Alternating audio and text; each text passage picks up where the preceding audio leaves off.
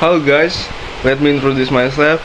My name is Muhammad Abdullah Rahmat Prastomo with NPM 2441161.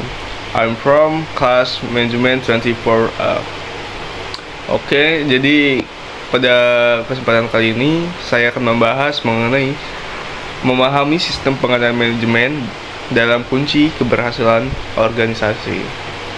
Nah, sistem pengendalian manajemen adalah rangkaian proses yang memastikan organisasi bergerak menuju tujuan strategisnya.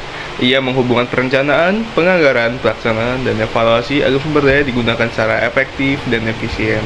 Dalam presentasi ini, kita akan mengenal definisi, karakteristik utama, dan tahapan operasional yang membuat sistem ini berfungsi, serta cara menerapkannya secara terpadu di seluruh unit organisasi. Nah, pertama-tama, apa itu sistem pengendalian manajemen? Sistem pengendalian manajemen atau SPM adalah proses di mana manajer mempengaruhi perilaku anggota organisasi untuk menerapkan strategi perusahaan. Fungsi utamanya meliputi komunikasi tujuan, motivasi personel, pengukuran kinerja, dan tindakan korektif. SPM mengintegrasikan informasi perencanaan, anggaran, dan standar dengan informasi aktual realisasi kegiatan untuk menilai apakah organisasi berada di jalur yang tepat. Ada 3 tahapan, yaitu yang pertama perencanaan, merumuskan tujuan strategis dan program kerja yang jelas sebagai dasar penganggaran dan pengukuran. Nah, yang kedua ada motivasi dan pengendalian perilaku, menciptakan intensif budaya dan mekanisme pengawasan untuk mendorong perilaku yang sesuai. Nah, yang ketiga pengukuran dan pelaporan, mengumpulkan dan melaporkan data kinerja finansial dan non-finansial untuk pengambilan keputusan. Nah, slide berikutnya, karakteristik kunci sistem pengendalian manajemen. Berikut karakteristik yang harus dimiliki SPM agar efektif di organisasi modern. Setiap karakteristik saling melengkapi, ketidakseimbangan pada satu sisi berpotensi melemahkan sistem secara keseluruhan. Nah, sini ada 6 poin utama, yaitu terarah pada tujuan, menetapkan program dan pusat pertanggungjawaban yang jelas sehingga setiap unit memahami kontribusinya terhadap sasaran strategis.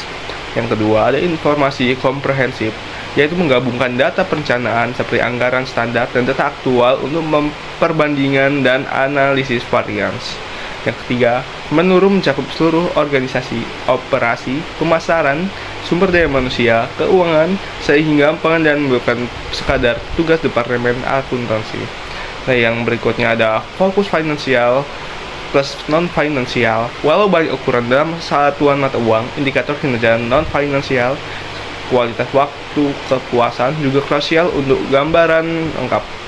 Nah, berikutnya ada terjadwal. Pengukuran dan pelaporan dilakukan sesuai jadwal harian, bulanan, triwulan, tahunan untuk mendeteksi deviasi lebih cepat. Yang berikutnya terkoordinir dan terpadu. Sistem harus saling terkait, proses, data, dan teknologi terintegrasi sehingga informasi mengalir antar fungsi tanpa silo. Dan yang terakhir, di sini ada tahapan proses sistem pengendalian manajemen. Program design, budget, preparation, executing, and recording, dan reporting dan analis. Penjelasan singkat setiap tahap. 1. Penyusun program, merumuskan tujuan sasaran dan alokasi sumber daya jangka pendek dan panjang.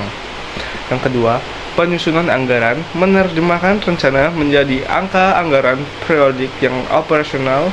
Yang ketiga, pelaksanaan dan pencatatan, menjalankan program sambil mencatat realisasi operasional dan keuangan secara sistematis.